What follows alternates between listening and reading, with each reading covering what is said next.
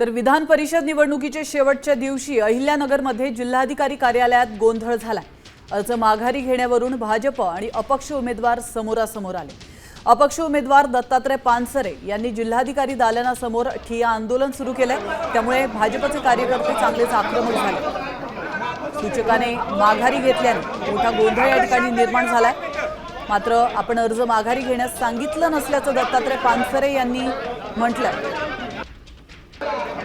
याविषयी अधिक माहिती देण्यासाठी आपले प्रतिनिधी सुशील थोरात आपल्यासोबत फोन लाईन वरून जोडले गेलेले आहेत। त्यांच्याकडून अधिक माहिती घेऊयात। सुशील, अतिशय महत्त्वाची अपडेट समोर येते। आपण पाहतोय शेवटच्या दिवशी विधान परिषद निवडणुकीच्या शेवटच्या दिवशी अहिल्यानगरमध्ये जिल्हाधिकारी कार्यालयामध्ये गोंधळ झालेला आहे। नेमकं कारण काय?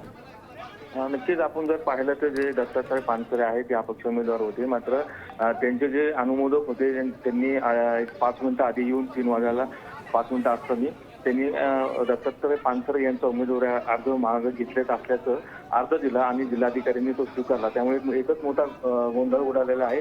त्यानंतर दत्तात्रय पानसरे या ठिकाणी स्वतः आलेले आहेत। त्यांनी सांगितलेले मला अर्ज मागे घ्यायचा नाही, मात्र जर अर्ज माघारी घेतला आणि निवडणुकीची प्रक्रिया पुढे ढकलली तर मी इथे आमरण उपोषणावर बसलेलो आहे, मी इथं आत्मदहन करेन असा इशारा त्यांनी इथं दिलेला आहे आणि ते जिल्हाधिकारी दालनाच्या बाहेर उपोषणाला बसलेले आहेत।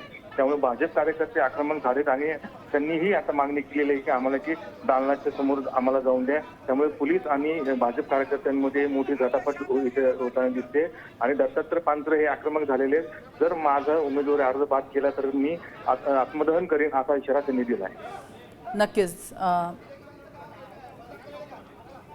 धन्यवाद सुशील, तुम्ही दिलेल्या महत्त्वपूर्ण माहितीबद्दल।